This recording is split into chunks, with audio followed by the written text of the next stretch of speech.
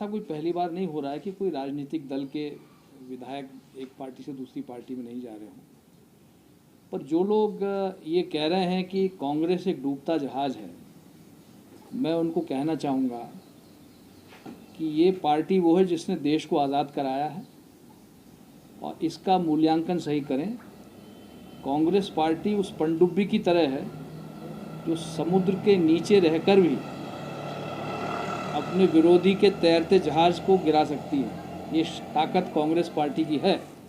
पनडुब्बी जैसा आप जानते हैं समुद्र की सतह में रहती है और उसमें संख्या भी सवारी बहुत ज़्यादा नहीं रहती है, लेकिन वो तैरते जहाज को गिरा देती है। ये कांग्रेस पार्टी है।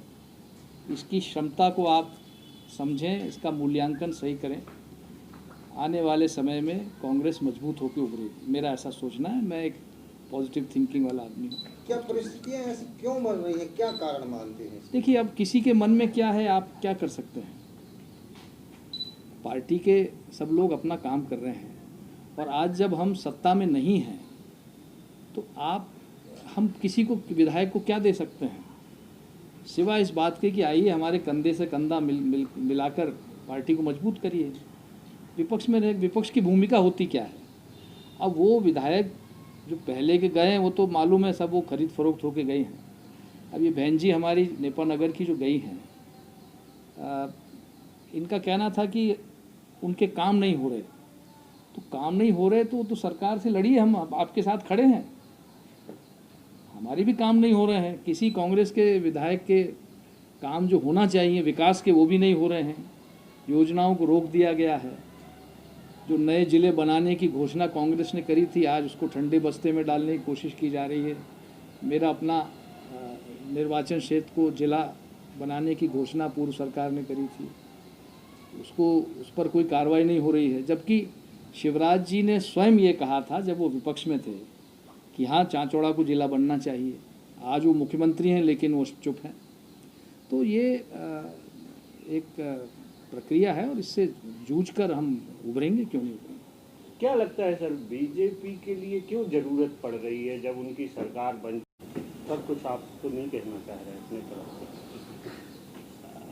एक ये हाँ बात कहनी थी कि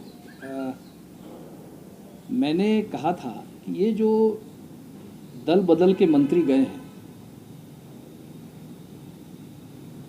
तो भाजपा हमेशा ये आरोप कांग्रेस पे लगा रही है, आज भी लगा रही है कि भ्रष्टाचार था, भ्रष्ट सरकार थी, इसलिए हमने सरकार गिरा दी।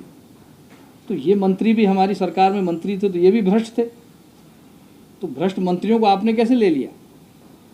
और फिर मैंने कहा था मेरे पास प्रमाण हैं। तो नरोत्तम जी ने ये कहा था कि प्रमाण है तो हमें दीजिए।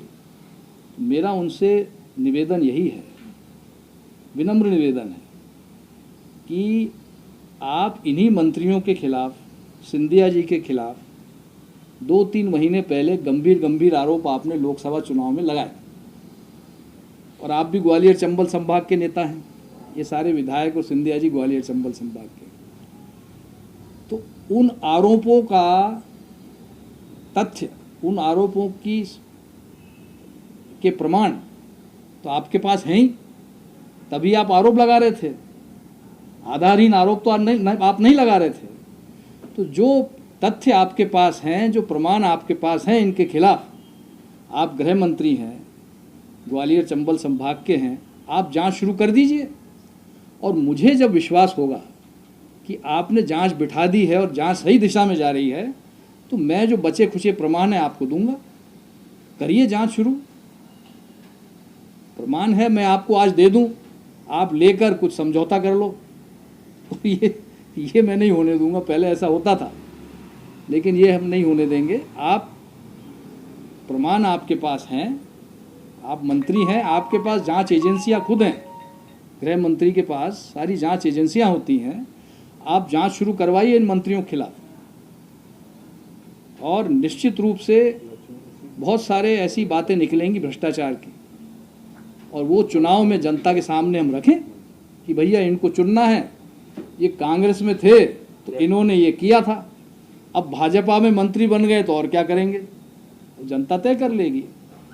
अब तुलसी सिलावट जी को गांव में घुसने नहीं दिया जा रहा है। सुर्खी में उनकी ये हालत है, आप सब जानते हैं। बमोरी में क्या हाल हो रहा है, अभी कल परसों उनके चुनाव कार्यालय का उद्घाटन था, 10-15 लोग थे।